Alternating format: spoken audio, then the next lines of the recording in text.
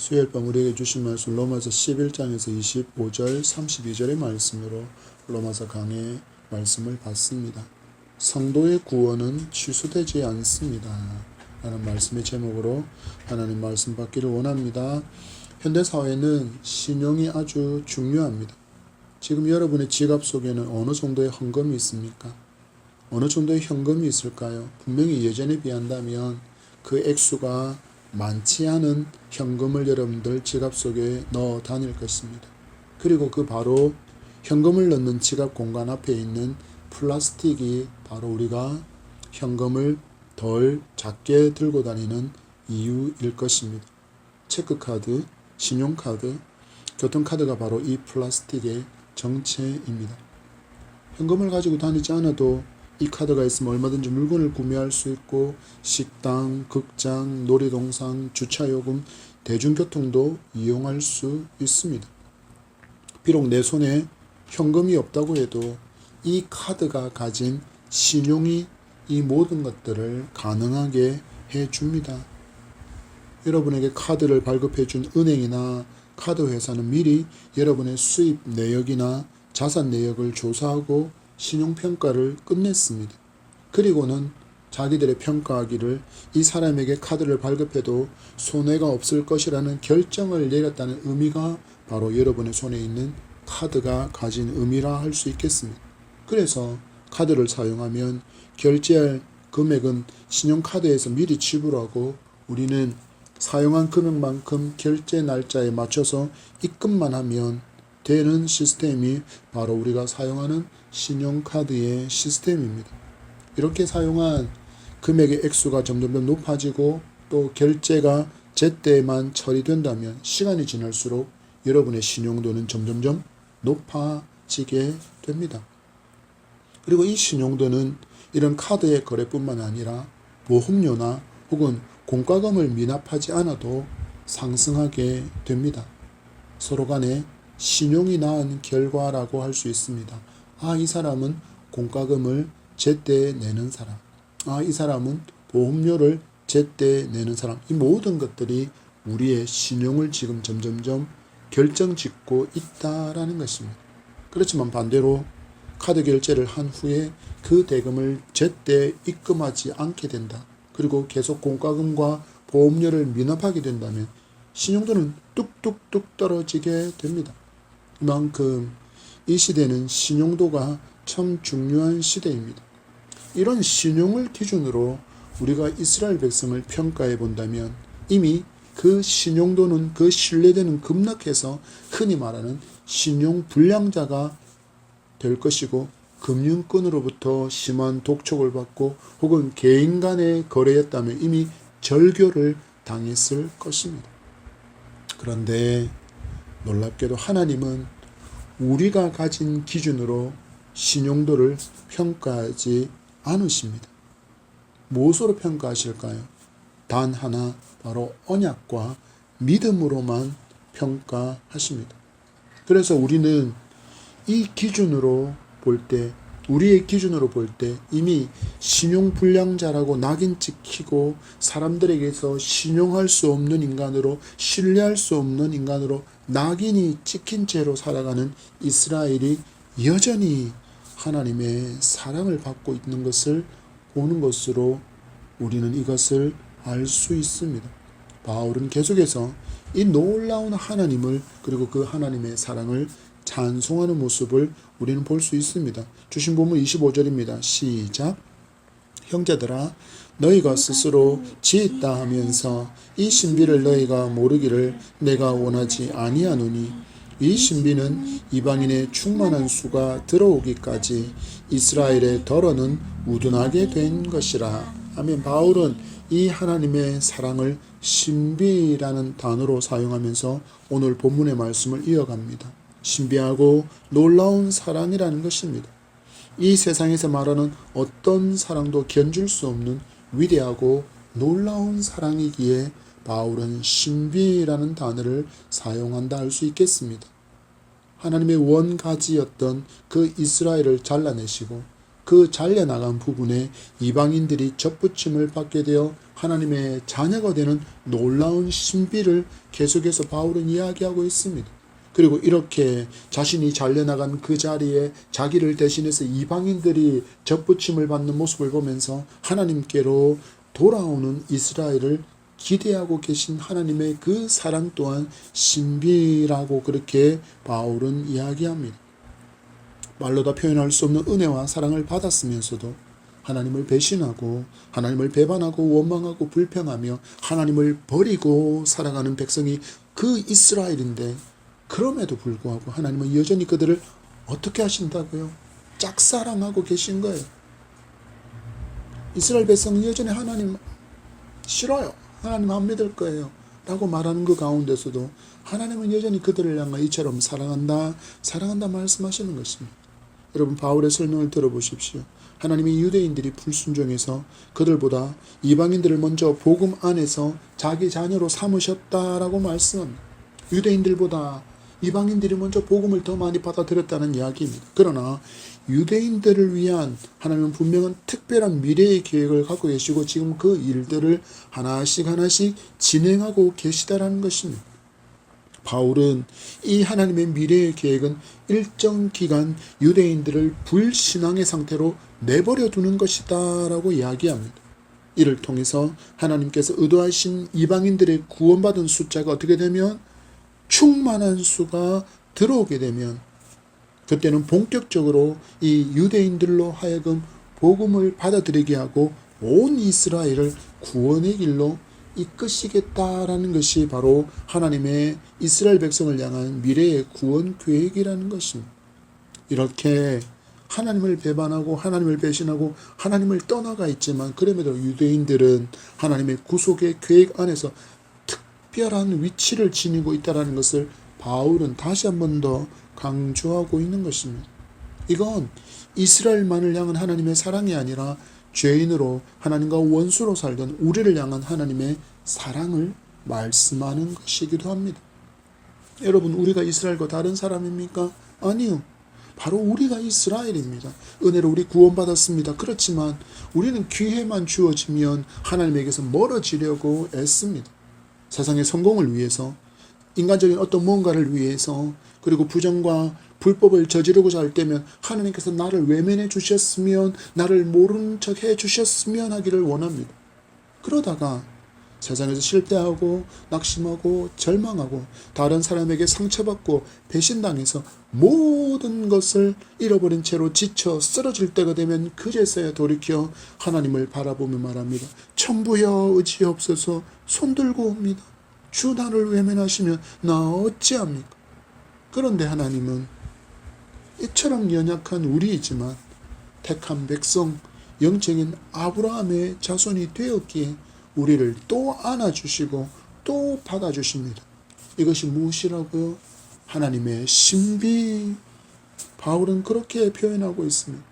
세상은 자신이 사용한 만큼 갚지 않으면 곧장 신용불량자로 낙인을 찍어버리고 채무 상환을 요구하고 실력 행사에 들어오지만 하나님은 이미 모든 것을 다 갚아주셨습니다. 그리고는 말씀하시기를 너희들은 자유하다라고 선언해 주십니다. 이 모든 것이 가능한 이유가 무엇입니까? 바로 예수 그리스도께서 우리의 모든 죄값을 십자가에서 대신 당하셨기 때문입니다.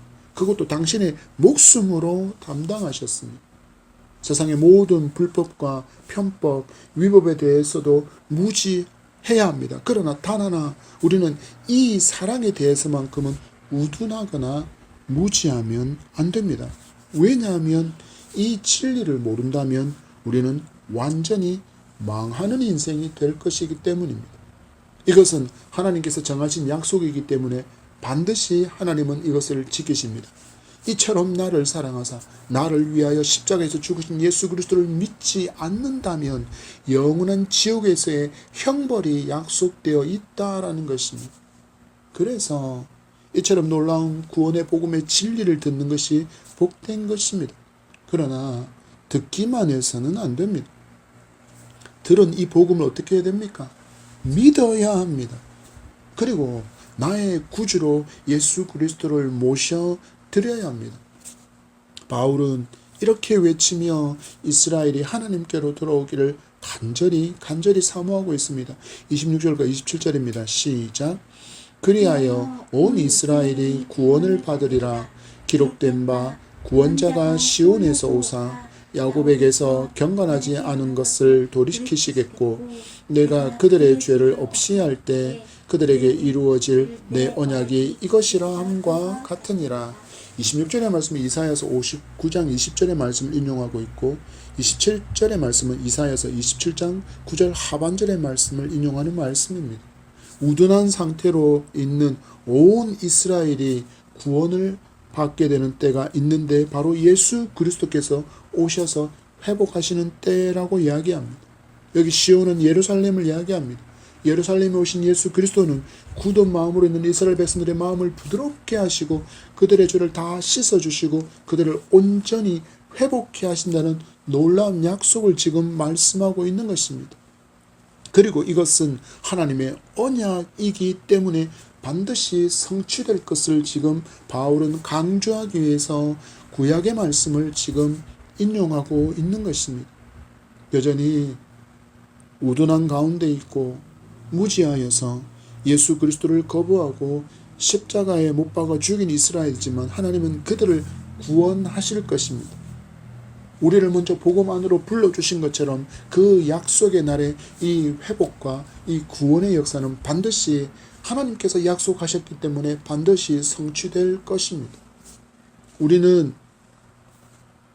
하나님께 대하여서 늘 신용불량자에서 신용할 수 있는 사람처럼 왔다 갔다 그렇게 우리는 요동치고 있을지 모르지만 하나님은 늘 언제라도 신용할 수 있는 세상에서 가장 믿을 수 있는 한 분임을 믿으시기 바랍니다.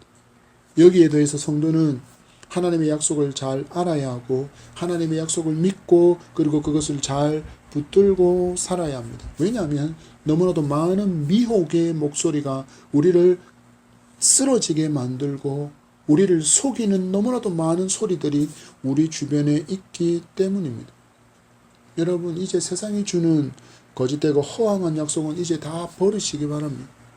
마귀는 하나님을 떠나서 세상의 것들로 나를 채우면 행복해질 수 있고 만족할 수 있고 즐겁고 쾌락을 즐길 수 있다라고 거짓된 약속을 주지만 참된 약속인 줄 알고 이것들을 따라갔다가는 만날 곳이라고는 그들의 처소인 지옥뿐입니다.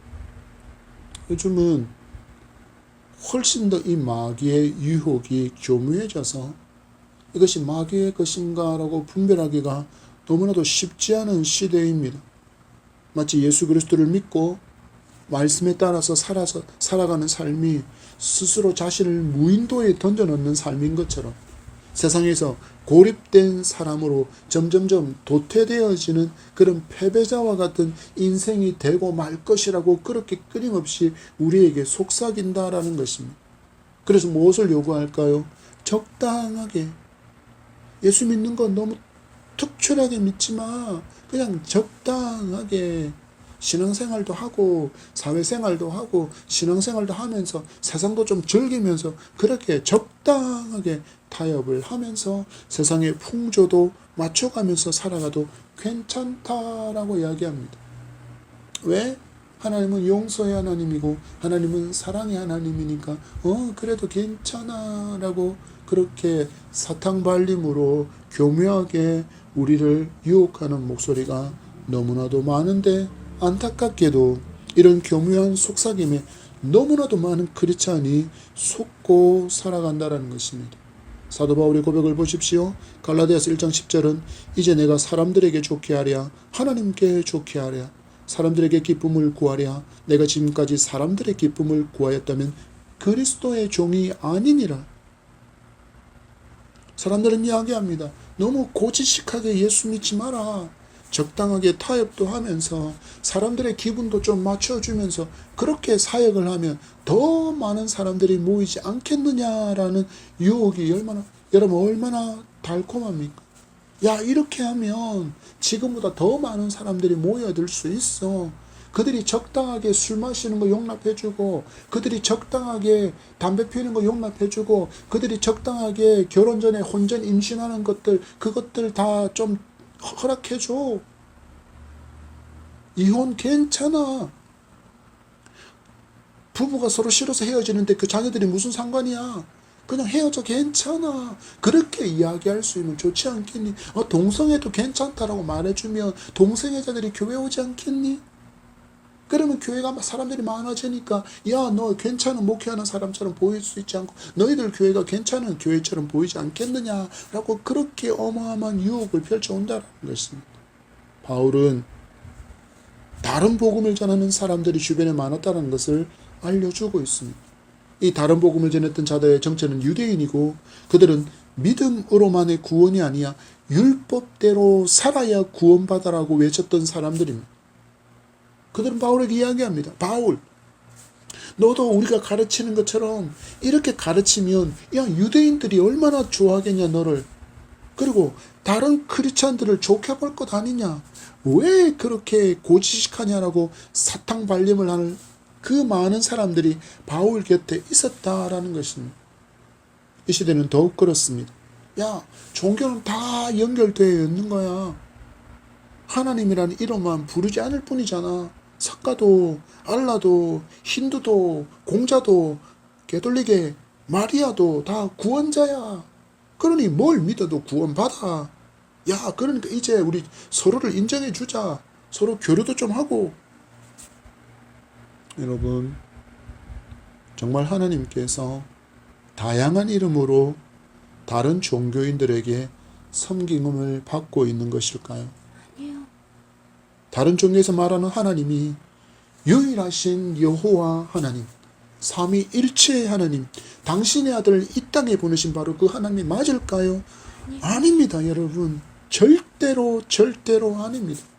그래서 구원이 다른 종교에도 있다고 말하는 것은 다 새빨간 거짓말이라는 것을 기억하시기 바랍니다. 사도행전 4장 12절에 이렇게 말씀합니다.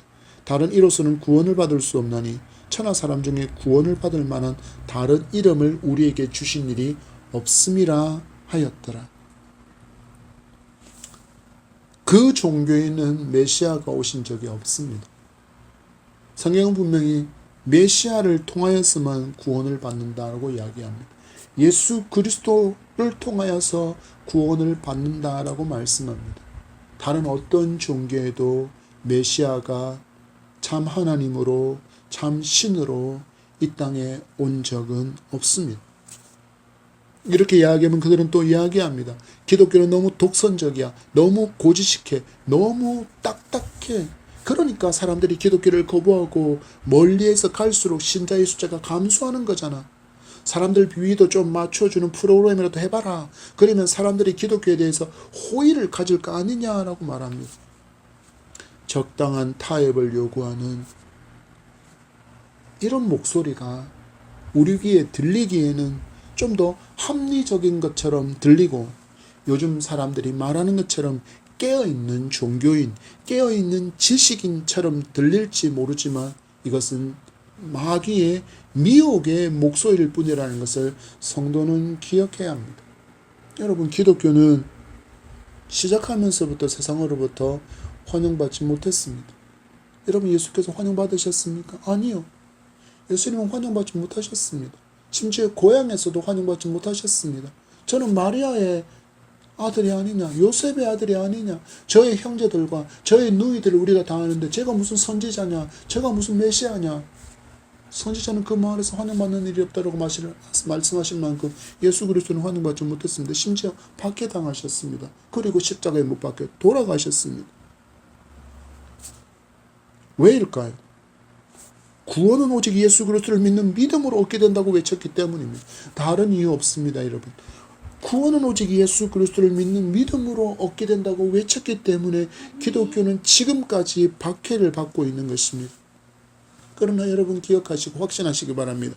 이 구원의 약속은 절대로 변하지 않습니다. 이 약속을 믿지 않으면 영원한 탄식과 후회를 안고 고통 속에서 영원토록 살게 될 뿐입니다. 이 또한 약속이기 때문에 결코 변하지 않습니다. 28절의 말씀을 보십시오. 시작. 복음으로 하면 그들이 너희로 말미암아 원수된 자요 택하심으로 하면 조상들로 말미암아 사랑을 입은 자라. 아멘. 예수 그리스도의 복음을 거부하고 있는 유대인들은 하나님을 거부하며 살았기에 하나님과 원수처럼 살아가고 있지만 선민 이스라엘을 부르신 하나님의 사랑은 여전히 뭘 하고 있다고요? 그들을 향하고 있다라고 이야기합니다. 이것이 하나님의 사랑입니다. 그래서 이 사랑을 너무나도 강력하게 표현하는 29절입니다. 같이 시작. 하나님의 은사와 부르심에는 후회하심이 없느니라. 바울은 이것을 확신하며 선포합니다. 하나님의 은사와 부르심에는 후회하심이 없느니라. 여기서 말하는 후회한다라는 말은 헬라어로 아메타 멜레토스라는 말인데 돌이킬 수 없는, 취소될 수 없는, 폐지할 수 없는 이라는 뜻입니다. 확실하다라는 것입니다. 하나님께서 당신께서 선택하고 자녀 삼아주신 이스라엘 백성이 배신하고 배교한 상태로 살아가고 있다고 해서 선택하신 것을 후회하거나 그들을 버리지 않는다라는 것입니다. 여러분, 이 얼마나 큰 은혜의 약속입니까? 우리도 하나님은 택하신 우리를 당신의 자녀로 삼으신 것을, 선택하신 것을 후회하지 않습니다. 그리고는 뭐 하지 않으신다고요? 버리지 않으신다 말씀합니다. 많은 사람이 궁금해하는 문제가 바로 이 질문입니다. 한번 구원받은 사람도 버림받을 수 있나요? 예수 믿었는데, 나는 교회를 다니기는 다니는데 내가 살아가는 삶을 보니까 전혀 예수 안 믿는 사람처럼 산다라는 것입니다. 늘 넘어지고 범죄하고 도둑질하고 간음하고 쾌락을 즐기면서 추구하며 살아간다라는 것입니다. 그래서 이런 나라면 하나님께서 자신을 버리실 것 같다고 여기면서 하는 질문이, 한번 구원받은 사람도 버림받을 수 있나요? 라는 질문입니다. 여러분, 바울은 선언합니다. 하나님의 은사와 부르시면 뭐가 없다고요? 후회하심이 없다라고 이야기합니다. 바뀔 수 없다라고, 결코 버려질 수 없다라고 말씀합니다. 하나님께서 우리가 예수님을 믿은 후에 이렇게 넘어지고 쓰러지고 범죄하고 도둑질하고 간음하며 살아갈 것을 모르셨을까요? 그분은 모든 것을 다 아시는 하나님이십니다. 아셨습니다. 그럼에도 하나님은 나를 당신의 자녀로 택하셨습니다. 여러분, 기억하시기 바랍니다. 구원은 은혜의 선물로 주신 것입니다. 구원받은 이후에 내가 어떤 삶을 살게 될 것이기 때문에, 또한 미리 그 공로를 인정받아서 주신 것이 아닙니다. 구원은 오직 예수 그리스도를 믿는, 예수 그리스도를 구주로 믿는 믿음의 근거에서 주시는 하나님의 선물임을 확실히 믿기 바랍니다. 바울은 이어지는 말씀으로 이것을 확신케 하는 놀라운 하나님의 은혜를 한 단어를 계속해서 반복하며 사용하면서 우리에게 확신을 주고 있습니다. 30절에서 32절의 말씀입니다. 시작. 너희가 전에는 하나님께 순종하지 아니하더니 이스라엘이 순종하지 아니하므로 이제 긍휼을 입었는지라. 이와 같이 이 사람들이 순종하지 아니하니 이는 너희에게 베푸시는 긍휼로 이제 그들도 긍휼을 얻게 하려 하심이라. 하나님이 모든 사람을 순종하지 아니하는 가운데 가두어 두심은 모든 사람에게 긍휼을 베풀려 하심이로다. 찾으셨습니까? 바로 긍휼이라는 단어입니다. 하나님께 순종하지 않던 우리가 불순종하는 이스라엘로 말미암아 긍휼을 입고 하나님의 자녀가 되었습니다. 우리가 하나님의 긍휼하심을 입고 자녀가 된 것처럼 하나님은 이스라엘을 긍휼히 여기시고 반드시 긍휼을 얻게 될 것이다 라고 말씀합니다. 또한 하나님은 지금 나의 믿음을 박해하는 많은 가족들을 긍휼히 여겨주시고 구원의 은총을 베풀어 주시기 위해 나로 하여금 먼저 하나님의 자녀로 불러주셨다라는 사실들을 기억하시기 바랍니다. 그래서 성도의 삶은 빛이어야 하고, 그래서 성도의 삶은 소금의 짠맛이 나야 하는 것입니다.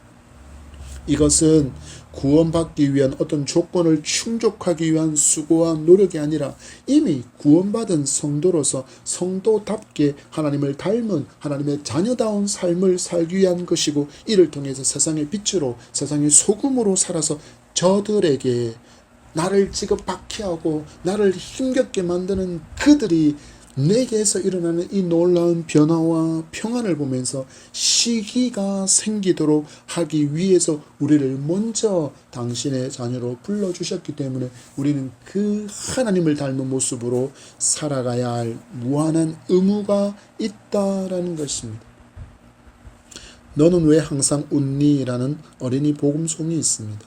아주 오래전 찬양이지만 가사를 생각하면 늘 은혜가 됩니다. 가사가 이렇습니다. 너는 왜 항상 웃니? 슬퍼도 눈물 나도 남들은 모를 거야. 왠지 좋아, 항상 좋아. 무엇이 그리 좋은지 나도 알게 해다오. 너와 나 만나려고 주 예수님 오셨단다. 참 기뻐, 왠지 기뻐서 항상 웃고 항상 찬송. 정말 좋아, 왠지 좋아, 또 기뻐서 찬송하네. 성도가 언제나 말씀을 받으며 나와 하나님과의 관계를 점검해야 하는 이유는 분명합니다. 하나님은 언제나 우리와 깊은 사귐의 친밀한 관계로 지내기를 원하시기 때문입니다. 또한 하나님은 나를 통해서 이 놀라운 구원의 은총이 단식하고 있는 저들에게로 흘러가기를 원하기 때문입니다. 이 찬양의 가사처럼 너는 왜 항상 웃니?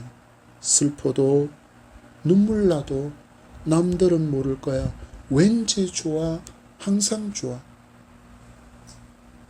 이 모습을 보고 누군가가 반응하는 거예요. 무엇이 그리 좋은지 나도 알게 해다오. 이것이 시기를 일으키는 거예요. 너의 삶을 보니까 야, 너 지금 눈물 나야 하는데, 너 슬퍼야 하는데 너 왜 지금 웃고 있니? 그런데 당사자는 말합니다. 남들은 모를 거야. 왠지 좋아. 나는 항상 좋아. 왜? 너와 나 만나주시기 위해서 예수님이 오셨기 때문이에요. 이것이 우리가 삶 가운데 빛으로 소금의 삶을 살아야 되는 이유입니다. 여러분을 박해하는 가족이 있다면, 여러분의 믿음의 길을 힘겹게 만드는 누군가가 있다면, 이 찬양의 가사처럼 여러분 속에 있는 예수 그리스도를 만난 이 구원의 감격과 기쁨을 보여줄 수 있는 여러분 되기를 축복합니다. 말씀을 맺습니다. 바울은 우리가 믿음을 가지게 된 이유를 분명히 알려줍니다. 바로 하나님의 긍휼하심이 그 이유라고 이야기합니다. 우리의 자격이나 우리의 수고나 우리의 공로가 아니라 전적인 하나님의 긍휼로 인한 은혜의 구원이 바로 그 이유입니다. 이처럼 놀라운 하나님의 사랑과 신실하신 약속을 받은 성도이기에 하나님을 자랑하고 복음을 자랑하며 복음 밖에 있는 사람들이 우리의 삶을 보고 시기가 나고 질투가 나서 예수께로 돌아오게 만드는 빛과 소금의 삶을 살아야 한다는 것을 기억하시기 바랍니다. 그리고 우리가 이 삶을 살기 위해서는 성도는 반드시 바른 구원의 확신을 가져야 합니다. 바울은 우리를 자녀로 선택하신 것을 하나님은 뭐하지 않으신다고요? 후회하지 않으신다고 이야기합니다. 결코 버리지 않는다라는 것입니다. 시대는 점점 어둠으로 덮여가고 있습니다. 영적으로 우상숭배가 가득해지고 음란의 영이 음란과 성적인 방탕, 동성애를 주장하며 가정을 파괴합니다. 그리고 자녀들과 온 가족들을, 온 식구들을, 영혼들을 병들게 하고 있습니다. 하나님의 정의와 하나님의 공의를 무시하며 인본주의의 사상을 필두로 개인주의와 포스트 모더니즘으로 사회 질서가 붕괴되어지고 무질서가 만연해 가고 있습니다.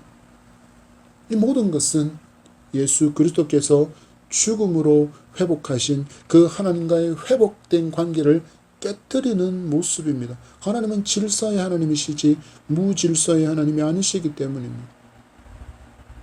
하나님께서 세우신 두 공동체, 가정과 교회가 무너지고 있고 공격받는 것은 바로 마귀의 일이라는 것을 성도는 분명히 알아야 합니다.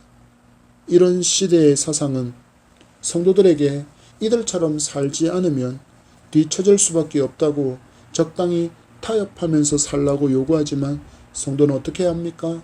반드시 순결하고 순전한 신앙을 지켜야 합니다. 이 삶이 회복된 성도에게 하나님께서 기대하시는 삶의 모습이며 이렇게 살아내신 예수 그리스도를 닮은 모습이기 때문입니다. 믿음으로 얻게 되는 구원임을 굳게 믿으시기 바랍니다. 믿음으로 구원을 주신 약속을 굳게 믿으시기 바랍니다. 이렇게 구원의 확신 위에서 살아간다면 성도는 세상의 유혹을 이길 수 있고 또한 주는 시련 또한 견딜 수 있습니다. 믿음으로 말미암아 내게 상속된 하나님의 나라의 복된 삶과 이 땅에서 나와 동행하시는 하나님의 약속이 있기 때문입니다. 우리 모두 구원의 확신과 믿음 위에 굳게 서서 순결한 주의 신부로 정결하고 거룩한 삶으로 하나님을 많이 닮은 성도로 살아갑시다. 그래서 이 썩어져가는 어두운 세상에서 빛으로 소금의 짠맛의 성도로 살아봅시다. 마귀의 공격이 강력하지만 이길 수 있습니다. 이미 예수 그리스도께서 승리하셨기 때문입니다. 또한 견딜 수 있습니다. 예수님께서 나를 붙들고 계시기 때문입니다. 나를 살리기 위해 십자가까지 참으신 약속의 주님 예수 그리스도께서 언제나 나와 함께 하시기 때문입니다.